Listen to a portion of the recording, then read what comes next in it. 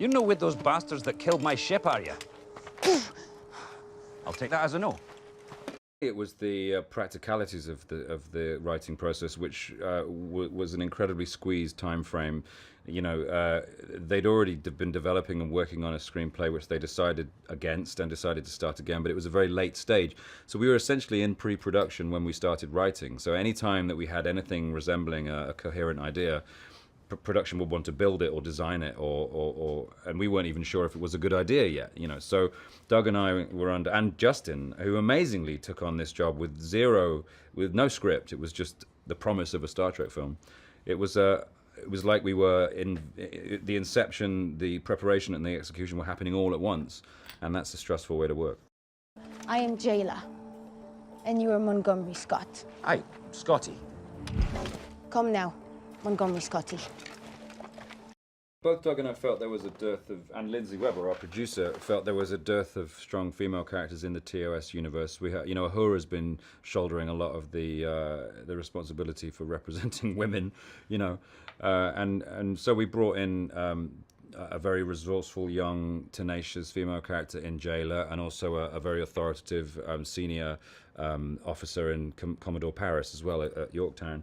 Jayla, we wanted to be this sort of, you know, someone who had grown up on Altamid, whose family had been snatched by Kral, and who had escaped from his clutches and had been, you know, foraging and had found a place to live, and she taught herself all these skills. She discovered technology and hip hop, you know, from the archive of this spaceship, and she was just a really interesting sort of child stroke wise, you know, not a wise man figure, wise woman figure.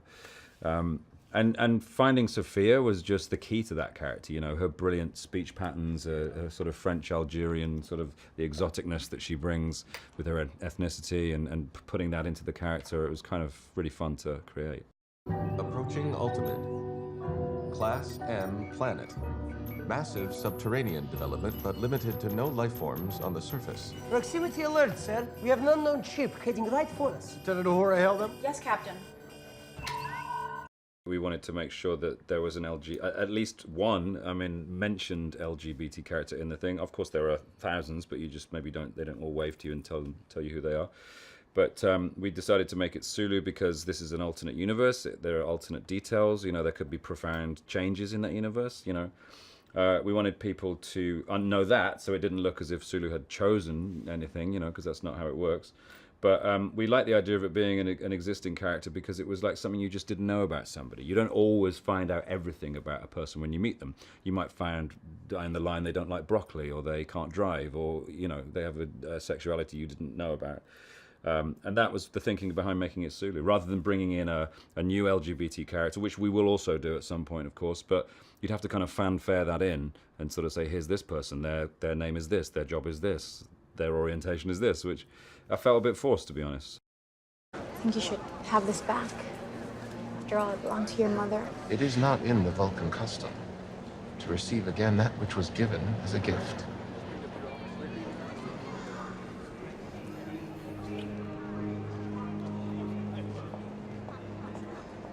It's so great to have such a group of intelligent, intuitive, instinctive actors who could bring something to what we'd already written, you know, and really just sprinkle magic dust on top of it.